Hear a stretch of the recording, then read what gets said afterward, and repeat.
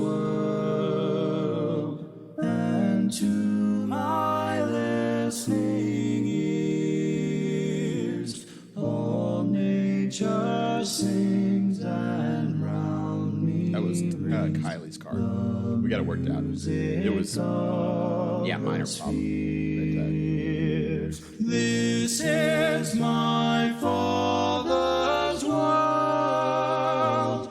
I rest me in the thought of rocks and trees, of skies and seas. His hand the one. I record usually in OBS. Sometimes I'll record both. In fact, I think I'll record both this time just to make sure. This is my Father's world. The birds their carols raise. The morning light, the lily white, declare their makers.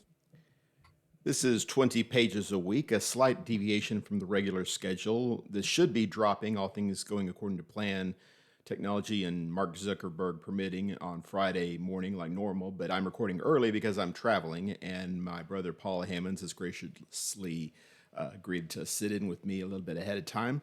So other than that, it is business as usual. Thank you very much, Paul, for being here today. Glad to. Thank you for having me on. Oh, glad to do it. Sorry it took so long. We are...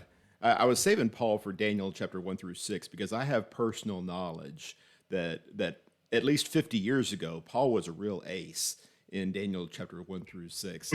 I'm confident that he has a great deal to say, and probably even more so after having studied it for an extra half century. Well, I was a big fan of the Lions, as you remember. I'm sure that was a big part of it. Oh, yes, absolutely. Well, let's get right into it. What are your first impressions on the first half of Daniel?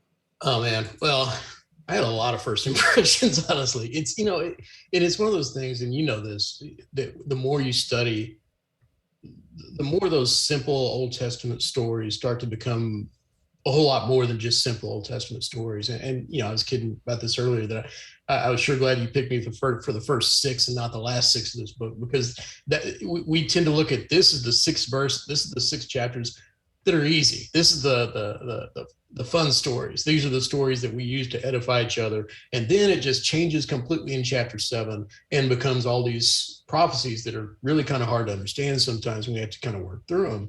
And so a lot of times we talk about Daniel, we spend all our time in this chapter. And so as I was looking at it, again, it strikes me more and more how much depth there is in these stories. And that when you get beyond the narrative, you start to see patterns emerging and foreshadowing emerging, and things that we've seen throughout the Old Testament that have been building to this point, where Daniel really serves as a launching point from where Israel was before to where it's going. Mm-hmm. And I think you can make a pretty good argument that when you look at these first 6 books, the first 6 chapters of this book, you kind of see Daniel in a number of new lights. He's not only his own story, but Daniel starts to take on the role of Israel. I mean, he kind of personifies the things that are going on with Israel at the time that he was there.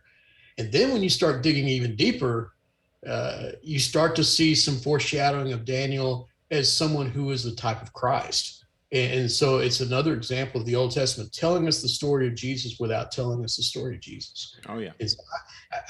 My first impression was how much depth there is in some stories that I think we've always kind of assumed, at least I have always kind of assumed in the past, are very simple narratives about this is a guy that you want to emulate. Mm-hmm. I think you're exactly right. It's, the same thing with Daniel and the Lion's Den, or David and Goliath, for instance, or the flood, or any number of other stories that we think that we're very familiar with. Sometimes the preacher will announce we're gonna study about David and Goliath, and we just kind of wipe our brow. Okay, good. We're getting off the hook this week. This is going to be easy. I know everything there is to know. But you find out that you don't. There are levels of complexity that really challenge us with any of these stories. Mm-hmm. And beyond that, of course, they're interesting stories that they engage your kindergarten class because they're interesting stories, and they're interesting for us as well. And Daniel playing the part of the exile, like you said, that's the Israel story. Mhm. A man trying to serve God in an unfavorable environment, trying to stay pure, trying to do good work against opposition, against unfair opposition. Sometimes among his own people, his own friends. It's it's our story. It's not just Israel's story. It's our story.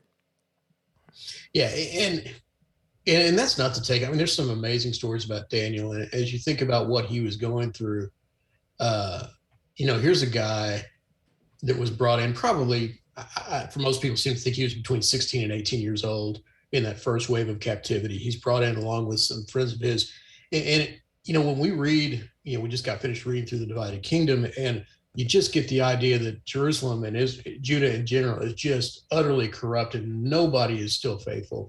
But it's useful to see that at least you've got four people here that were brought into captivity that were still trying to serve God. And I was thinking about how all of this must have looked to them. And when Daniel purposes in his heart that he is not going to corrupt himself with the things of the king, you have to wonder. He had to know why Israel was there. He had heard Jeremiah and the other prophets that were telling them exactly what was going to happen and why it was going to happen. And now you see Daniel looking around at the results of Judah's rebellion and idolatry, and there's no way I'm going to be a part of this idolatrous stuff. This is why I'm here. This is why my city is being destroyed. And so there's a lot more depth when you start thinking about why Daniel was so resolute that I am not going to be a part of this. And it goes back to that idea of Daniel kind of being the idealized version of Israel. This is what God intended for Israel. People are going to look at the corruption of idolatry and say, I don't want any part of it. And so it's interesting to see kind of how he and his character are shown from 18 or 16 or whatever all the way through Daniel in the lion's den, which most people think he was probably 80 years old or older by that time. We always the kid story is always Daniel the teenager being thrown in. This is Daniel the old man, Right. who's been through a lot and continues to be faithful to God throughout all of these things. Absolutely. Well, we've got six really good stories to choose from. Why don't you pick one for me? Oh man! All right, I'm gonna avoid the low hanging fruit. All right, and let's go and look at the story of Nebuchadnezzar in chapter 4. This is the one I think because we've all heard. We can rehash some of the other stories that are so great, had so many, but this is the one that we don't talk about very much. And I'm not so sure it's not one of the more important ones in this section. When you start looking at what happens, you've got the story of Nebuchadnezzar, who's the king, and we already know that Nebuchadnezzar was raised up specifically by God, specifically for this purpose. He was intended to be God's judgment on the people. And he has an oddly close relationship with Daniel. It's really interesting to see how Daniel talks to Nebuchadnezzar with respect and kindness, and as opposed to when he talks to Belshazzar in chapter 5, who he doesn't have the time of day for Belshazzar. But Nebuchadnezzar apparently had some sort of regard for Daniel and even to some degree for God, although obviously he, in a very pagan sense of it. Right. So we see Nebuchadnezzar having this dream, and Daniel comes to him, and he tells him this vision. He says he sees it says down in verse 13, a holy one came down from heaven. He proclaimed aloud and thus said, chop down the tree and lop off its branches, strip off its leaves, scatter its fruit. Let the beasts flee from under the birds from the branches, but leave the stump of its root in the earth, bound with a band of iron and bronze amid the tender grass of the field. Let him be wet with the dew of heaven. And it goes on and describes, and this is the key, let his mind be changed from a man's, and let a beast mind.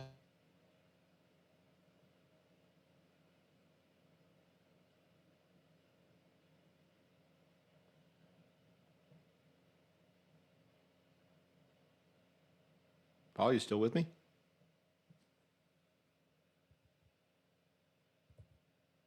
Oh, no.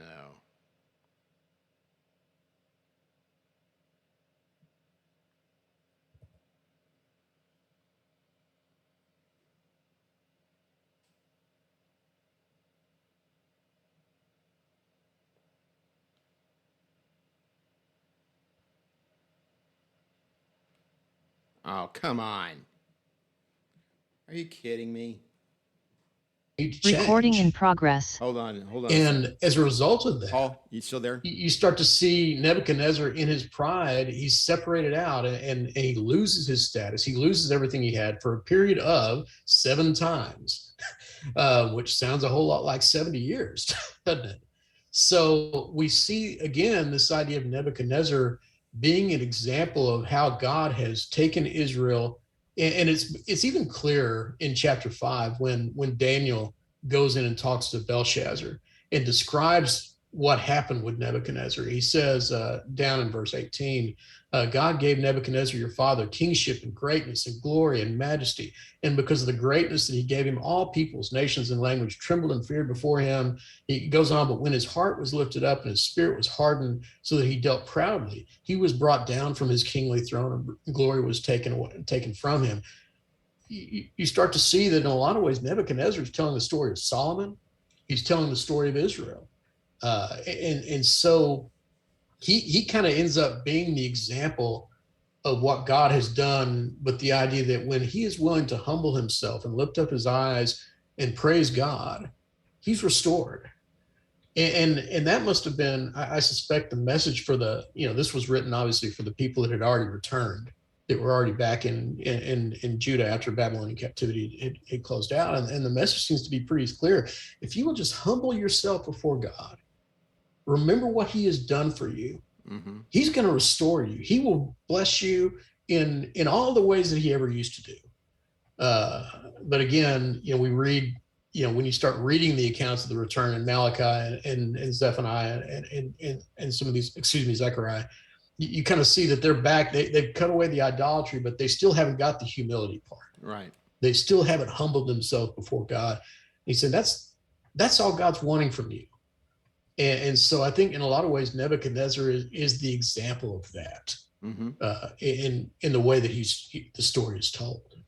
He makes kind of an interesting bookend with Solomon. You're muted, Hal. I'm muted. Of course I am. I'm having some technical glitches on my end here. I'm not sure how much that's going to come through. But he makes kind of an interesting bookend with Solomon, right? As Solomon builds the temple, honors God, and then loses his way. And here we are at the other end. Here's Nebuchadnezzar, who is ostensibly honoring God, at least at a certain level. He's the one that destroys the temple, and then of course is destroyed himself. Yeah, and by the way, we didn't talk about this before in terms of Solomon, but notice that both of us brought him up because the image there is so clear. Going back to the United Kingdom and how Solomon really, again, another type of Christ, an imperfect Christ, a Christ who was, talks about how God loved Solomon and blessed him and raised him up to sit on this throne. And Solomon had all the blessings in the world. And unlike Jesus, he didn't honor God. He didn't remain faithful. And that kingdom was taken away. So yeah, this should have been, I would imagine for the Jews who were reading this, their mind had to have gone back to Solomon and remembered what God had done for him and then to him because of his unfaithfulness. I found myself thinking a lot this week about back in chapter 2 when Nebuchadnezzar sees this image of the man, right? And Daniel tells him ahead of time, or when he reveals the vision, he says, "You are the head of gold." The image here represents kingdoms of men, and you're the greatest of the kingdoms, and you're at the head. You're made out of gold, essentially. And the very next chapter, what does Nebuchadnezzar do?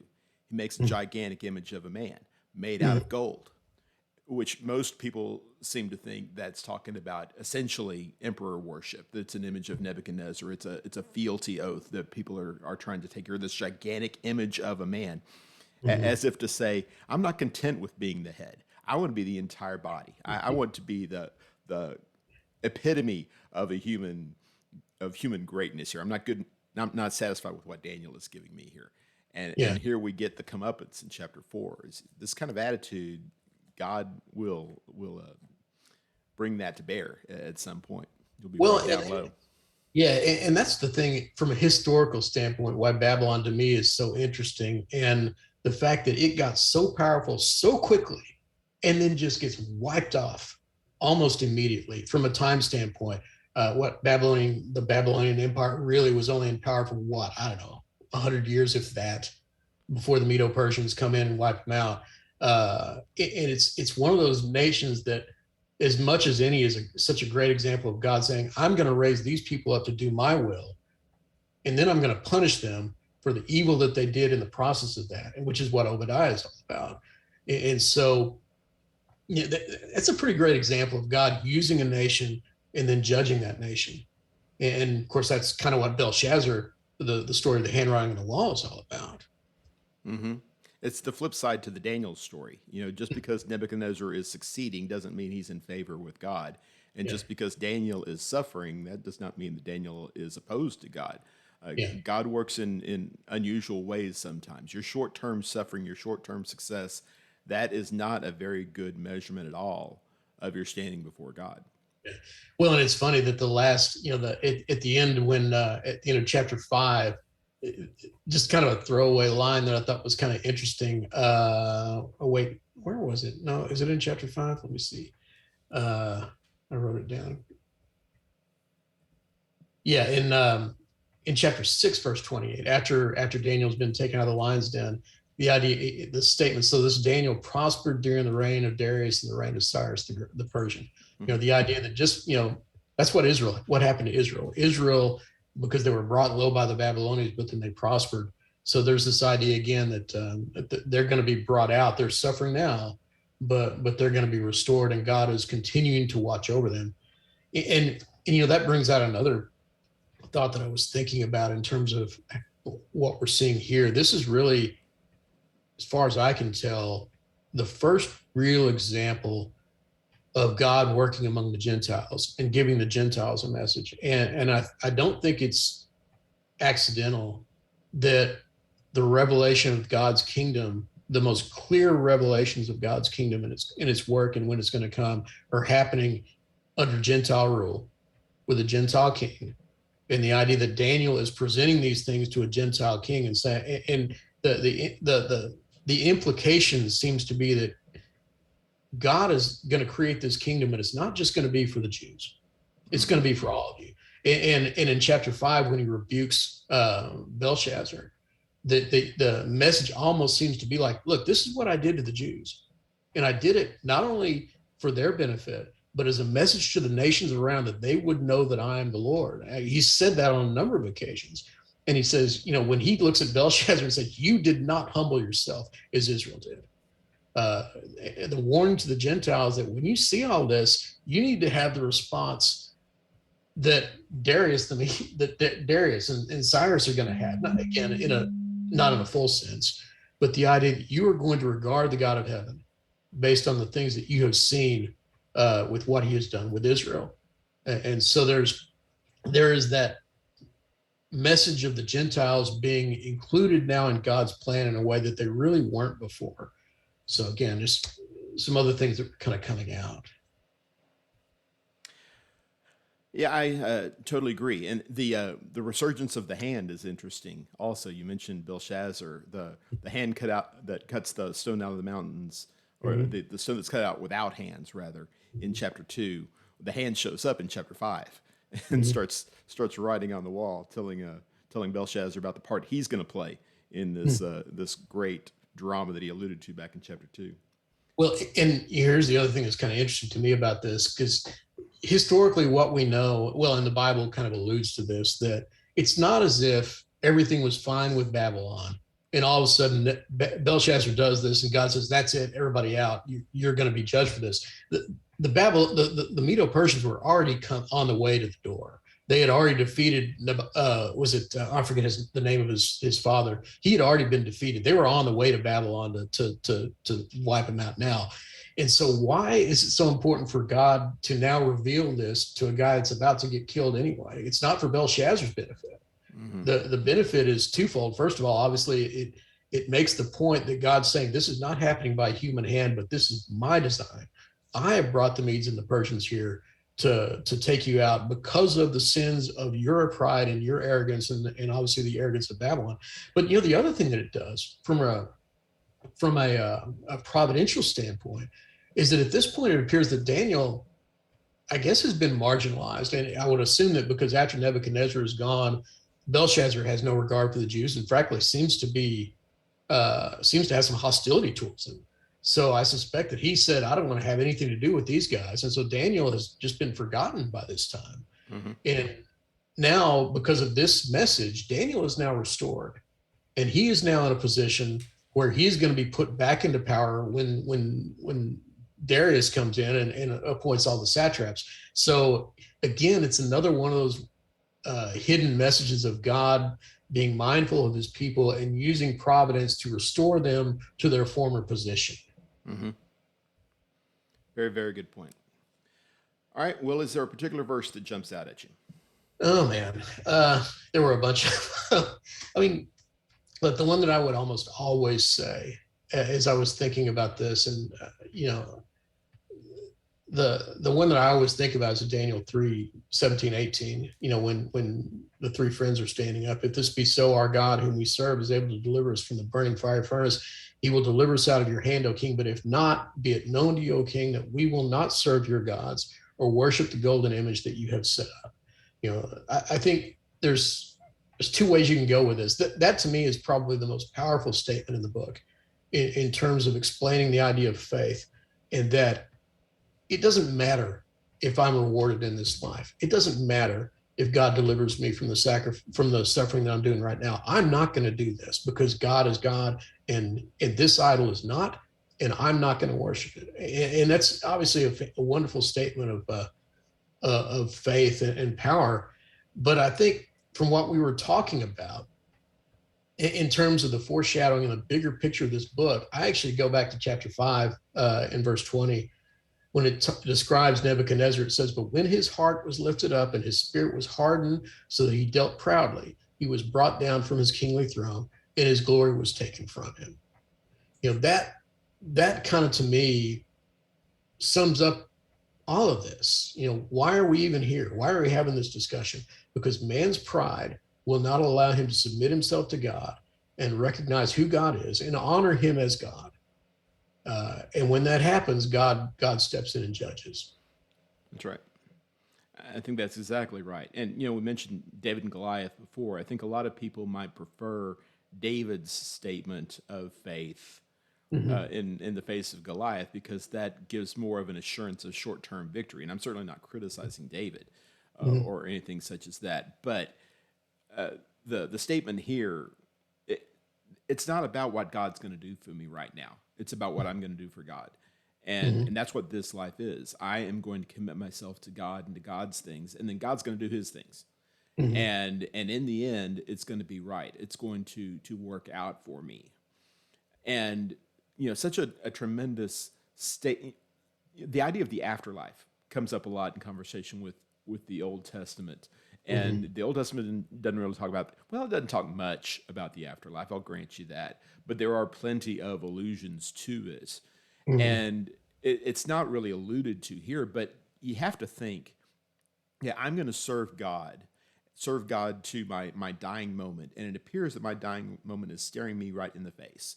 Here, I'm going to die in the literal blaze of glory. It's difficult to see the upside in serving God at this point if you don't believe in something to come. Why should I serve God for just to wind up in a fiery furnace? And maybe there's some hell imagery there too. I'm consigning myself to hell on earth here because God has dropped the ball, because God's not paying attention to me. Well, it seems like, don't want to read too much into the text, but it seems like Shadrach, Meshech, and Abed-Nego have more faith in that. They have confidence that it will be right with me no matter what happens to me in the flesh. Even in this horrible, horrible situation, God's still there with me. Whether literally in an image walking around there in the furnace with me or not, there's still the presence of God in my life. Yeah, absolutely. Well, nothing wrong with that verse for sure. Give me a word to close out with. All right. This is another one. Again, there's 3 words, but the one I think that when you look at it from the standpoint of Daniel and his life, the word that jumps out to me more than anything is integrity. The idea that Daniel was who he was from the day that he stepped foot into Babylon until the day that he died. He responded under different kings, in different regimes, under different circumstances, always with the idea that I'm going to do God's will. When I'm told that I'm not, it's interesting that when Daniel is told about the edict that says that you're not going to pray to anyone other than the king, he doesn't get angry. He doesn't complain. He doesn't demand his rights. He just goes back and does exactly what he was going to do. Mm-hmm. And there's no indication that he was angry at Darius for putting him in this situation. He simply says, this is the situation, and I'm going to continue to do what God has told me to do. And whatever happens as a result of that is, well, that's fine. That's what's going to happen. So I think that idea of integrity was the one that came up. But then again, in light of what we talked about, my alternate word, because I can't just pick one word, is restoration. Mm-hmm. That continued theme, and you could even probably stretch that and say resurrection, because there's a whole lot of themes of death from life. You just got finished talking about Ezekiel in the Valley of Dry Bones, and the image of God taking something that is dead and bringing it to life. And Daniel has a lot of that. That idea of people being consigned to things that ought to kill them or being removed from their power, but because of their humility to God, because they appealed to God, they're now brought back. Right. And so, from I guess it depends on how you want to read the book. Again, from the more, I don't call it superficial level, because the messages about Daniel and his integrity are there for us, and so they're not minimized at all. Right. But when you start looking at it in the context of the entire Old Testament, I think that idea of restoration rings pretty strong. Mm-hmm. I totally agree. Daniel has become my go-to example of the culture warrior these days, touching on a lot of the things that you were saying about integrity. I think we have oversimplified the concept. We touched on this Sunday here at Lakewood's Drive, and said basically my role as a citizen of heaven is to serve God first and foremost. And part of that is serving government, serving civil authorities. And so the way I balance that is I obey the law. I do what the boss tells me to do. I do what the government tells me to do, as long as it's not a violation of God's will. As long as I'm not breaking God's law, I need to do what the government tells me to do. And I see a somewhat different message in Daniel. Daniel has two examples, kind of bookending the story, the text that we have here in chapter 1 and again in chapter 6, neither one of which is a clear-cut violation of God's law. There's an assumption in chapter 1 that this food that Nebuchadnezzar is giving him is not proper for Jews to eat. And I think that's probably a reasonable assumption, but that's not the way it's presented.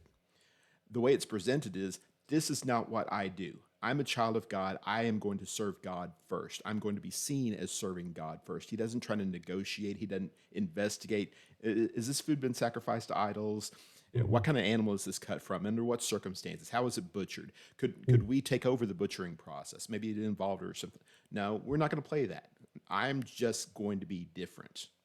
And the same thing in chapter 6. There's no law that says you have to pray with your window open or pray 3 times a day or any such thing, or pray even every day.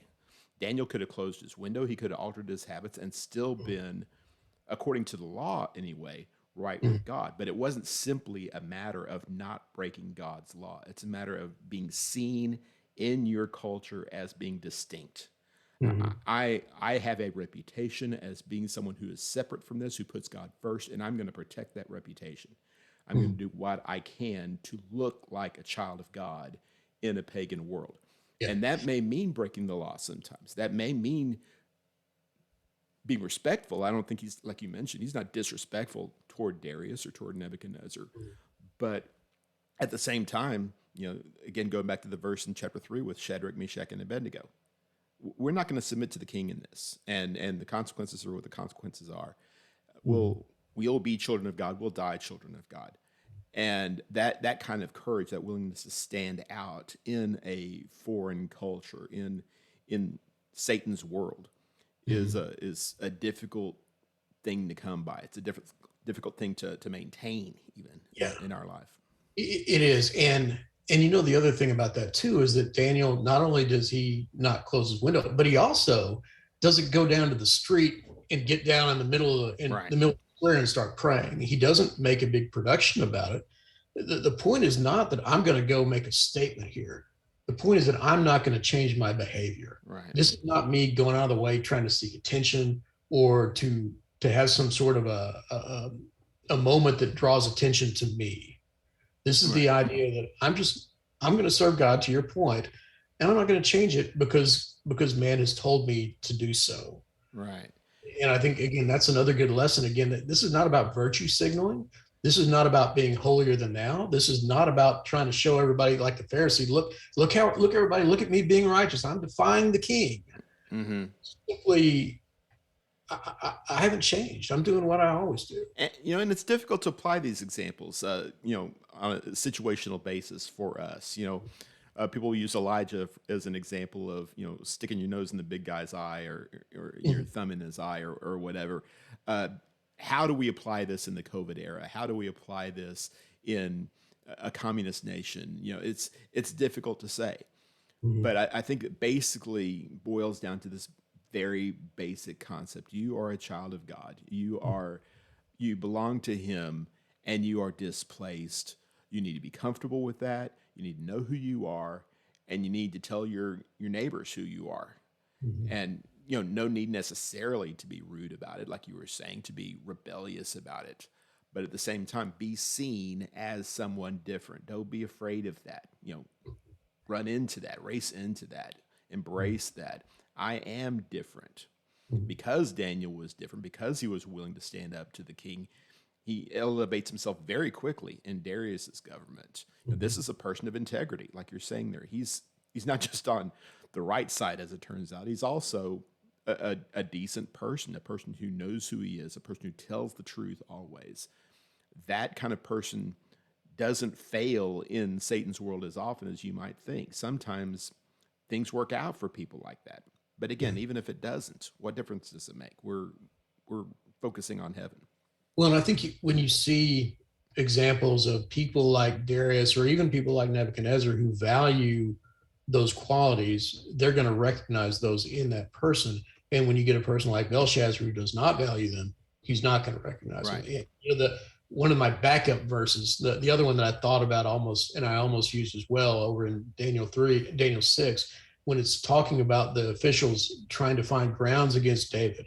It says they could find no ground for complaint or any fault because he was faithful and no error or fault was found in him. Again, hey, there's another foreshadowing of Christ. But in terms of Daniel's idea, the idea that, look, this isn't a guy that was going around, he wasn't being hypocritical, and he wasn't even, I don't even think, when it says no ground for complaint or any fault, I think that leads also to the idea that we can't even go and say, this guy is just obnoxious. We can't work with him. He's constantly in our face. He's constantly judging us, pointing his finger at us. He's unbearable. I think that includes that. I can't even go to people and say that I don't even like Daniel because he's a good person and everybody knows it. And I think when we live that way, it's kind of like what Peter writes, and he talks about the idea of let no one accuse you as an evildoer. The idea that they will have not going to have any reason to accuse you for doing God's will as God intends it to be done. And so I think a lot of times, and I see this so much, and I'm sure you do too on social media, where we try to be as obnoxious as we possibly can. And it's almost like we dare people to reject the gospel. I'm going to say it in the most offensive, mean-spirited way possible. And when somebody reacts to that, I gaslight them and say, well, see there, you really don't love God because you weren't willing to listen to the truth. And I don't see that in Daniel. I see a person, like we've said, he is the same person when he's by himself, when he's with the Jews, when he's with the Gentiles, when he's before the king. It doesn't matter. He does things because he wants to serve God and not because he's worried about how people are going to perceive him. That's right. This plan of his enemies doesn't work if if they're wrong about his character. You know, they know that he is someone they can't get any other way. Like you mentioned, it's going to have to be on a loyalty thing. It's not going to be on a job performance thing. Daniel's just better than we are about those kind of things. But we have to put him on the spot to make him choose between his God and his king, because we know when it comes down to this is the other thing they know about him. We know that when push comes to shove, he's going to choose God. Mhm. If he doesn't choose God, this whole thing is worthless. Yeah. If he closes his window, the plan doesn't work. Mhm. They know he's going to do exactly what he does, Mhm. and that's the reputation that we need to have in the world. Someone who will do the right thing all the time, no Mhm. matter what the circumstances or the consequences. Well, and that's again, not to beat the whole messianic overtones into submission here, but that's Jesus, Mm-hmm. because when that's the reason that the Jews would always go to him, and they'd give him these, because they know, I know he's going to respond, I know he's going to say something, but he would always do it in a way that was above reproach, that they could never pin anything, they could never assign guilt to him, as he says, which of you convicts me of sin? Show me what I've done wrong. And the answer was always that the wrong was always on our side, because we were coming with the false intents, we were coming with the bad motives and the hate and the bitterness and these things, just like with Daniel. And so we're going to have to come up with something to find a way to entrap him, and ultimately, Jesus is convicted because he is finally bound under oath. Are you the Son of God? He says, you said that I am. Mm-hmm. And that's it. That's the only reason that he's ever convicted. And Daniel, the only reason he is ever convicted, as you said, is because he is true to who he is and will not lie about it. All right, good stuff. Hey, we're going to cut it off there. Thank you so much, Paul, for sitting in. Yeah, I enjoyed it. It's a great study. It's a relatively short read, and by most accounts anyway, a relatively easy read. We'll make it up to you next week. Next week is also short, not quite Yeah. as short, but it's maybe a bit more challenging. I plan to be watching and asking all kinds of questions. So looking forward to that. All right. Well, that will be exciting for all of us, I'm sure. Okay, so Daniel chapter 7 through 12 next week. Thank you very much for tuning in. Hope your day is going great. Hope you keep reading your Bible. Thank you very much for checking in. Yeah, thanks, everybody.